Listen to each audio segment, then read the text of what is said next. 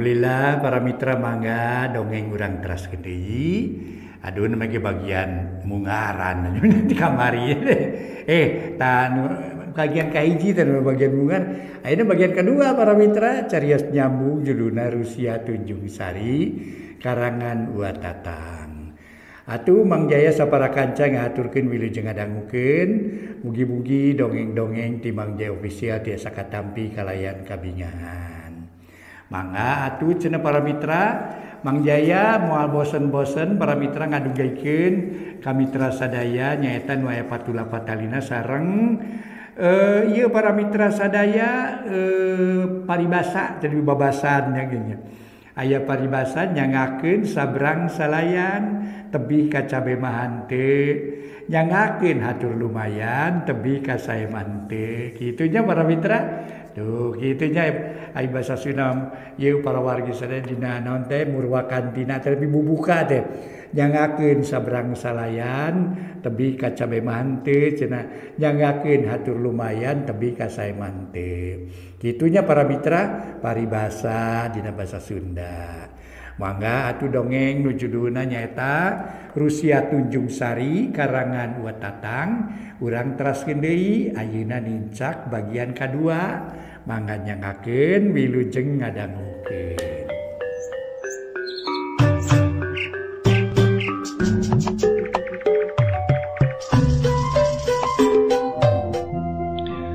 Para mitra pamiarsa, mangga dongeng urang teraskeun deui carios nyambung judulna Rusia Tunjung Sari. Ye dongeng para mitra karangan Uwa Tatang ayeuna teh nincak bagian kadua. Dina akhir bagian kahiji ngangluhna Neng Dewi para mitra kumargi ayeuna mah karaos geuning japar carogena teh janten balikna teh kadang-kadang wengi-wengi wae malah kadang-kadang teu dugi ka mulih pisan ka bumi. Kitu ieu teh nimbulkeun hiji tanda tanya pikeun para mitra sadaya nu di bumi. Kitu para mitra. Mangga para mitra urang teraskeun hanca dongeng judulna Rusia Tunjung Sari karangan Uwa Tatang. Harita Neng Dewi ngadon ngajejentul di luar, nunggu-nunggu nu jadi salaki. Samalah aya pikiran rek diteang ka kantorna ngan teu wani. Teu wani jung sabab inggis tepung jeung lalaki buaya darat. Lalaki mata karanjang atawa inggis disangka awewe bangor kekelendengan tengah peuting. Atuh para mitra geus aya kana setengah jamna Neng Dewi ngajejentulna di luar. Torojol biijot lanjangna norojol kalawan pokna. Neneng atos ulah calik wae di luar mangkaning parantos wengi kieu. Hayo kelebet angin. Mangkaning angin sakieu ngahiliwirna. Bibi oge dilebet meuni karaos tirisna komo di luar neneng. Sok enga kalebet neneng nanti lebar ku kana salira. Datos brek teu damang mah moal karaos kuno sanes tangtos ku salira neneng kene. Cenah eta aden teu acan muli ulah sawios yeuh. Wah atuh sawiosnya tong dia antos-antos teuing. Boa teu acan rengse ka prayogianana. Datos rengse matang tos mulih atuh neneng. Cek biijot siga nu manghariwangkeun kanu jadi dunungan awewe. Nya nu dipake ka hariwangna teh inggis dunungan awewe jadi gering. Lamun nyaah teh mah biijot boga rasa nyaah. Da puguh di henteu-henteu oge biijot ka pamajikanana uwana Neng Dewi teh baraya pernah ka Piadi. Kajeun lamun nya teh mah Kang Japar can beres rapatna. Ngan kahariwang abdi mah inggis meunang kamusibatan di jalan we. Kitu ge lain ngarepkeun kahariwang abdi mah kitu bi. Dasasari ge lamun rapat tara nepi ka moe-meakeun poe. Tapi ayeuna mah sakieu geus peuting can moal-moal. Moalnya rapat nepi ka peuting kieu. Tembal Neng Dewi bari ka jero. Atuh panto dikoncikeun ku biijot. Kituna teh Neng Dewi lain buru-buru ngampih ka kamar. Anggur gek diuk dina korsi. Atuh biijot gegek diuk maturan Neng Dewi. Inggis nyusulan salakina mangkaning di jalan geus sepi jempling. Teu lila di luar sada nu ngetrok-ngetrok panto. Atuh biijot jeung Neng Dewi meuni caruringhat. Samalah para mitra sadaya harita di luar biijot harita teh para mitra sadaya samalah biijot gancang orejat tuluy muka konci panto anabrai teh horeng Japar kakara balik harita teh para mitra Japar kakara balik geus ampir jam 12 tah geuning borojol borojol jerek ku ampun teuing jerek nong punten Aden aduh panjanten teh sanes Aden cek biijot bari mundur ye nah disanggari riwa gitu kuring teh biijot cek Japar bari kuraweun ih sanes disangkiri riwa Aden mung eta we Aden mulih tos sakieu wengina geuning keun bae atunaha masing balik subuh oge saha nu rek nyarem nyarak saha nu rek nyarek jeung nyaram tembak Japar atuh biijot teu nembak deui gancang we ka tukang keur Neng Dewi mah sanajan pasemon nu jadi salaki kitu ge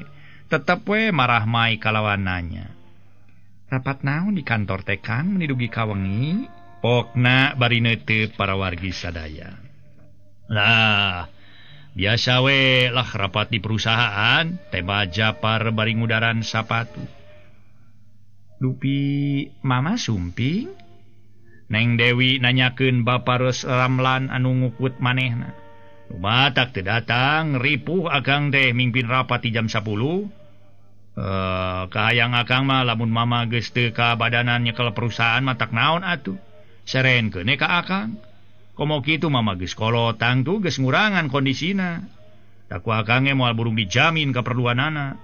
Ulah ieu mah ongkoh nyebutkeun ripuh tapi maksakeun we nyekel perusahaan.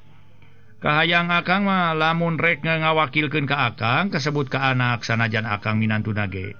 Ieu mah rajeun rek ngangkat wakil ka Sidora ieu. Sidarso kedeungeun-deungeun balangbangan. Kumaha lamun seug manehna boga itika jahat nu disebut korupsi. Geus moal henteu mama cilakana jawa kudu mayaran hutang. Nu matak ira-ira Dewi ka mama heug caritaan ku Dewi. Sangkan ulah ngangkat deungeun-deungeun jadi wakil teh atuh. Ari akang mah piraku gelo meureun kudu wani ngagadabah duit perusahaan mah atawa ngagasab duit perusahaan mah komo kitu perusahaan milik nu kolot sarua we sabanda sariksa akang ya tuh nah Padarso teh bade diangkat wakil direktur kitu Kang cek Neng Dewi bari teu leupas paneutupna nya gerentesna ti barudak mah si Darso rek diangkat jadi wakil direktur sareng si Darto teh lain urang dieu atuh kumaha lamun ceuk manehna ngaruksak duit perusahaan tuluy mabur tembak Japar nada nama apa yang diangkat jadi wakil direktur kumitohana keun ari kitu mah iraha abdi bade ka mama ongkohan abdi tos lami teu tepang sok tuang heula tukang bilih lebet angin ketos tuang diseka ku cai haneut tong siram ku cai tiis ceuk Neng Dewi atuh para mitra sadaya atuh manehna ngahormat pisan kanu jadi salaki. Mau dahar wargene sabab tadi tas dahar di kantor. Tema Japar majah teges dahar di kantor. Padahal geus poya-poya jeung saurang awewe kabogohna. Koloyong Japar kakama cucul-cucul ngaganti pakaian ku piyama. Goloyoh ngedeng atuh Neng Dewi sanggeus mareuman listrik di tengah imah.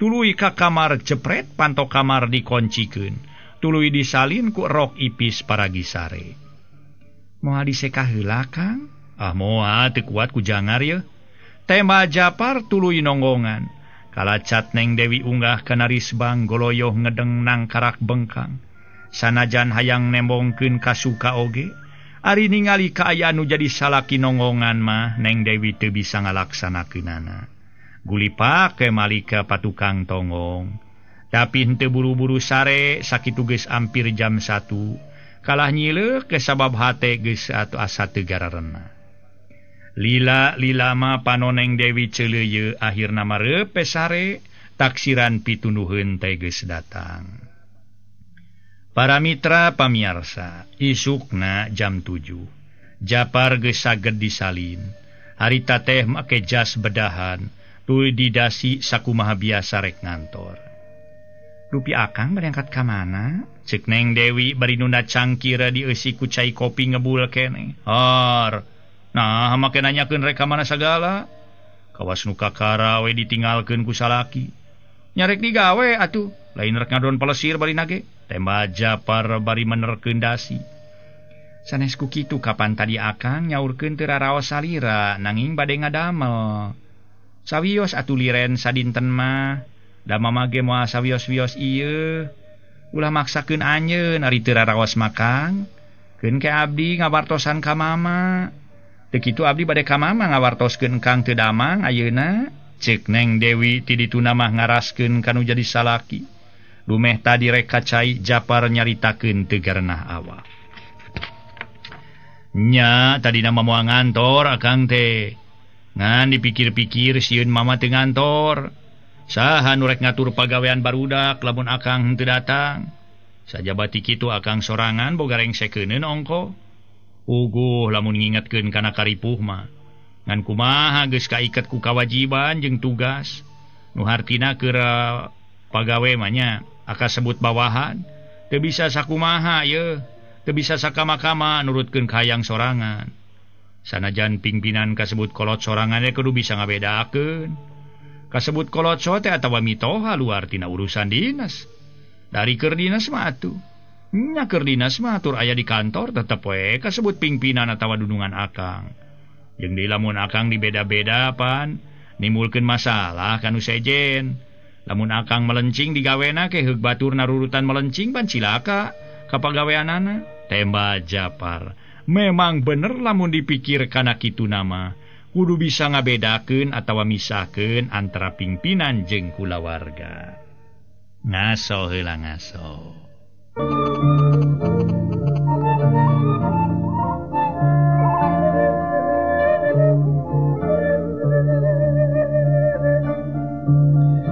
Ngadenge alasan salakina kitu, atuh Neng Dewi nyarita deui.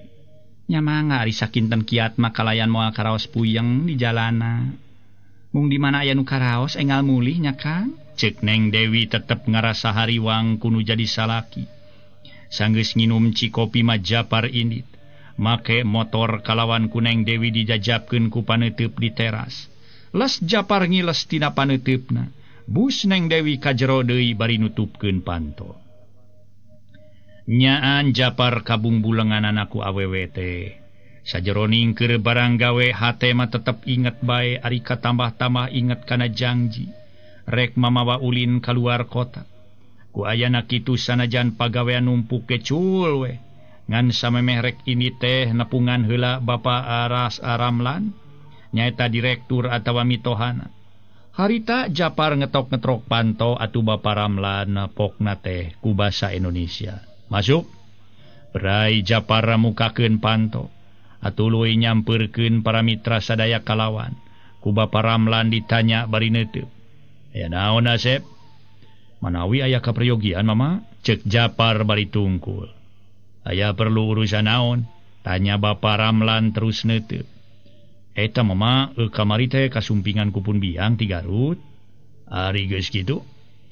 Nya pun biang teh ngumahakeun artos kangge biaya perawatan pun bapa. Bari nangis-nangis. Saurna pun bapa teh teu damang repot.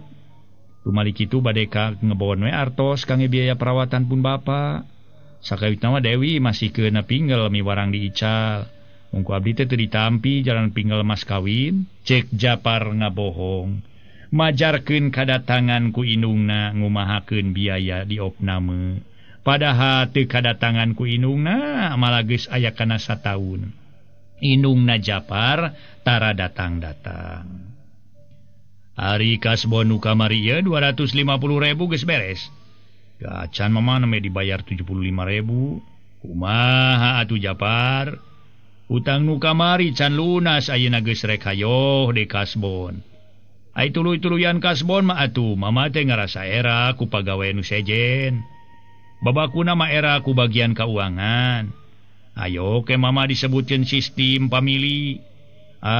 Nu disebut nepotisme teh terus-terusan nginjemkeun duit ka dulur. Ari atos kasadeui atuh abdi nyuhunkeun tulung atuh ari sanes kanu janten sepuh mama. Sajabeti kitu ieu mah kangge nulungan pun bapa sanes kangge kapergian di rorompok. Bener alin keur kaperluan rumah tangga mah. ngan mama ngarasa era ku bawahan nu sejen. Unggal usi kasbon. Batur ge tararemen kasbon. Nah, ari Japar. Cikene tas kasbon 250.000.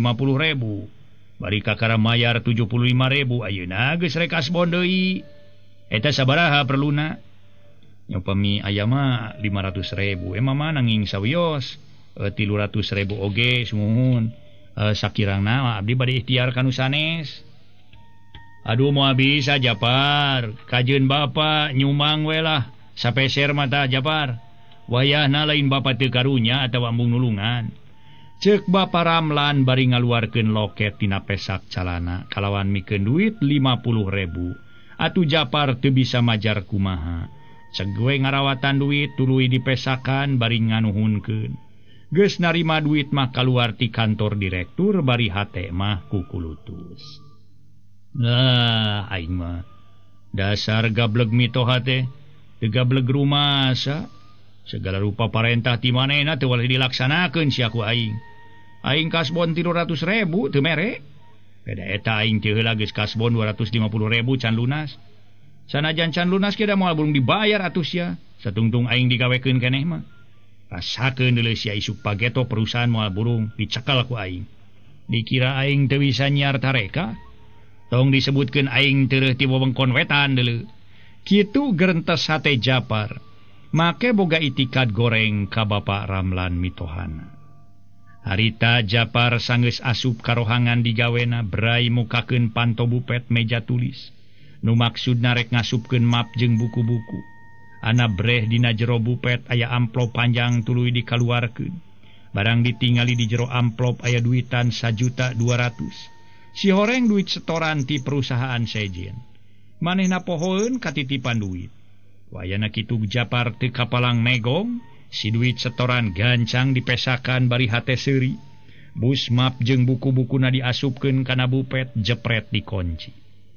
Rap make jas, tuluy nepungan heula Bapa Ramlan. Bebe jarek ngalongok bapana. Geus didinan mah teu loba nu dipikir deui terus init. Rek nyampeur ka bogohna. Nu teu kacaturkeun di jalan geus tepi kanu dituju. Aya paribasa anggang teu burung datang jauh teu burung cunduk. Komo kitu tumpak motor. Atuh geus tepi mah para mitra kalacat unggah. Kalawan ngetrok-ngetrok panto. Berai teh para mitra panto muka. Si horeng anu muka panto teh inungna kabogoh Japar katelahna Ibu Muna. Atuh Japar pokna di barung kubu di marahmai. Wilujeng siang Bu. Wilujeng siang aden mangalingi. Upi neng Eti aya Bu. Japar nanyakeun kabogohna katelahna Rohaeti. Aya aden mangawe teras kalebet. Ke urang wartosan heulanya namanya teh tos ti jaman. Temal Ibu Muna. Bus Japar kajero. Tuluy diuk dina kursi. Ari Ibu Munah asup ka kamar kasampak. Rohaeti anakna keur ngajentul we. Bari diuk sisiris bang. Atuh Ibu Munah pokna. Neneng itu aya aden. Ngaso heula para mitra sadaya ngaso. Para mitra sadaya, kasampak teh Rohaeti anakna keur ngajejentul we, ngajelenggut bari diuk sisiris bang. Atuh Ibu Munah pokna, neneng itu aya aden. Aden saha? Aden. Naon ai mah aden. Ku aden marang leuweung meureun balang. Sok mah aya wae. Si Neng mah lain urang leuweung aden nu kamari ka dieu. Oh si cek Rohaeti ngadak-ngadak marahmai. Nyajung ka ditu gancang tepungan. Kan tos heula sakedap atuh bade nyisiran heula. Cek Rohaeti sedot-sedot nyisiran. Las-las diwedak batu para mitra. Langsung bibir dibeureman. Aden kan tos sakedapnya nunju beresan heula. Saur Ibu Munah tuluy ka tukang rek nyician cai. Tekung si 2 menit Rohaeti norojol. Make rok mini kituna teh meuni ganjen da eta ngaraha lalaki katarik ati. Terus lami Tantenan we lami mah meuli ti subuh. Tema Japar heureuy. Hawatos teuing meuni ti subuh panginten kulimisnya. Ti subuh mah pinten terasa ngetos sahur langsungnya. Cek Rohaeti make seuri ngaheuheuy tuluy diuk pahareup-hareup. Kitu ge dina diukna teh teu bisa lempeng, rada nyangigir dak eta make rok mini. Palebah ngageser saeutik katingali ngabaranyai atuh para mitra. Pikeun Japar mane asa ka ieu kapereungpeun ningali nu ngabaranyai teh para wargi sadaya. Kumaneng siap bade amangan teh. Kan tenane mah ngantos-ngantos kita tadi disangki ku abdi mah teh jalir janji moal ka dieu. Lamun jalir janji lah ku abdi mah moal percaya deui. Ih atuh. Enggang mah tara jalir janji ka kapeungan atuh Neng. Pangato siap mah ye, urang mios ayeuna.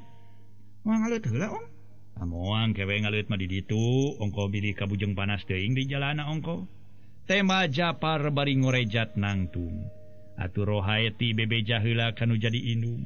Jerut tarurun tuluy ini trek ngadonna rilek di luar kota sakumaha janji Japar.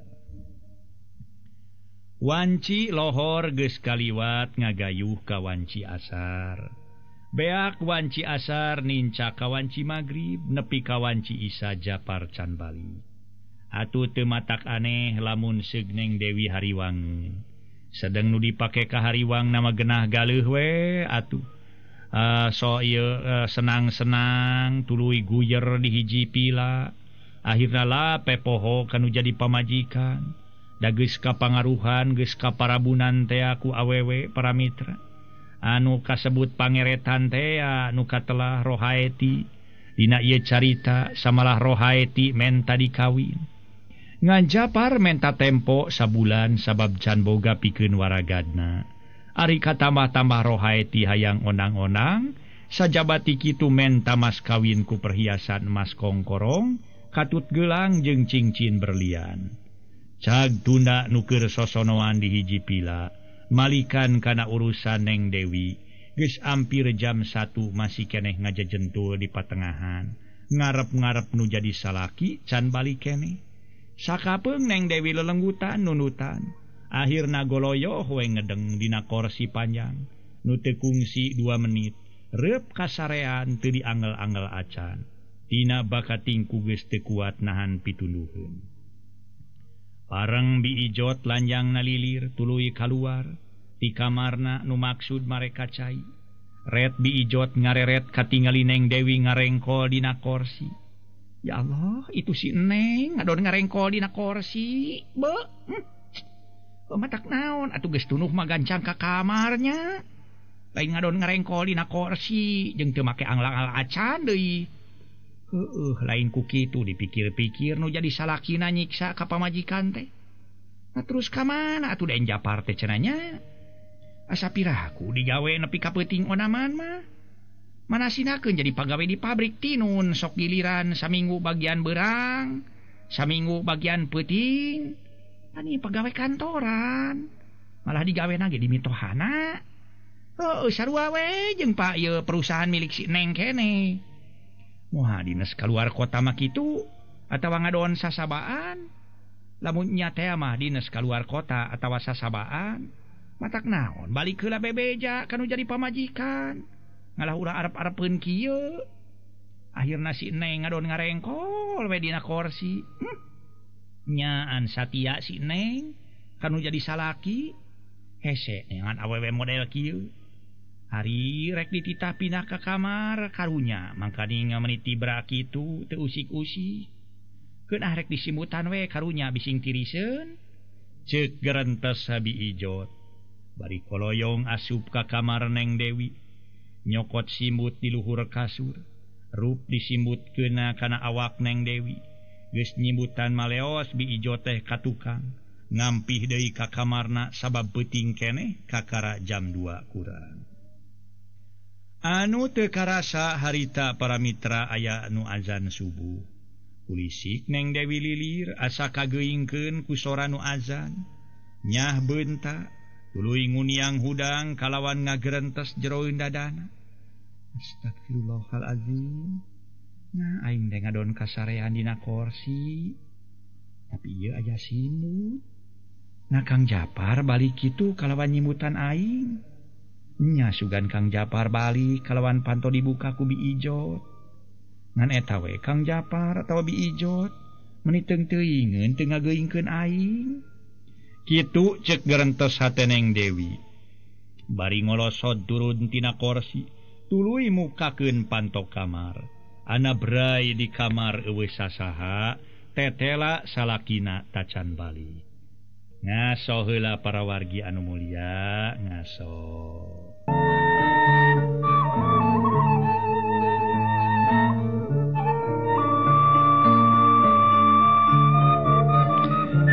Para mitra sadaya, harita sanggeus nuna simut di luhur kasur.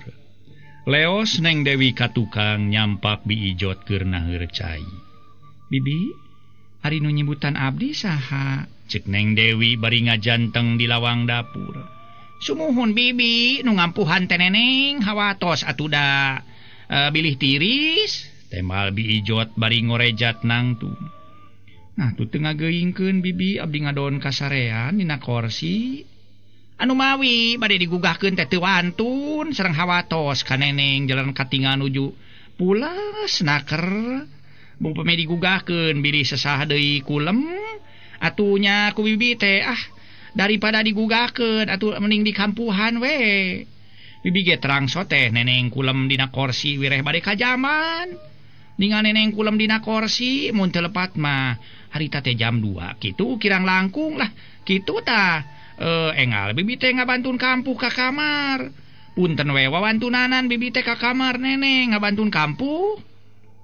Kudu disangka ku abdi makang Japar balik tengah peuting. Ari ditempo ka kamar eueuh. Saleresna aden mah teu mulih neneng bibi ge tabu satu teh masih keneh ngajajentul di pengker. Emutan teh bilih aden mulih wengi nanging diantos-antos teu aya bae. Nah teras kaman atuh piraku ngadamel dugi ka nyeepkeun wengi onaman mah. Pami padamel pabrik-pabrik tinun percanten we bade ngadamel wengi ge. Jalanna sok aya giliran cenah aya sip. Bagian saminggu sewang, saminggu siang, saminggu bagian wengi. Uka teuing lamun aya tugas kaluar kota mabi. Tapi piraku deh tugas keluar kota menimineng-mineng teuing. Atuh cobian we irah-irah mah taroskeun ka tuang rama neneng. Naleres sok nugaskeun aden keluar kota. Pamileres mah teu sawios-wios mungku neneng kedah disaurkeun ka tuang rama. Di mana aden dipiwarang keluar kota teh sina dipiwarang ngawartosan heula ka neneng. Supados neneng teu deudeupeun ari aden wawartos heula mah ka neneng. Waktosna seep. Duwi ka dieu heula para mitra kaum dangu, carios nyambung anu judulna nyaeta Rusiah Tunjung Sari. Ieu dongeng para mitra karangan Watatang dina bagian kadua. Ulah kirang-kirangnya ngahapunten dina kakirangan sareng kalepatanana. Sapunyere pegat simpai paturai patepang deui. Wilujeng kantun bae mangga permios.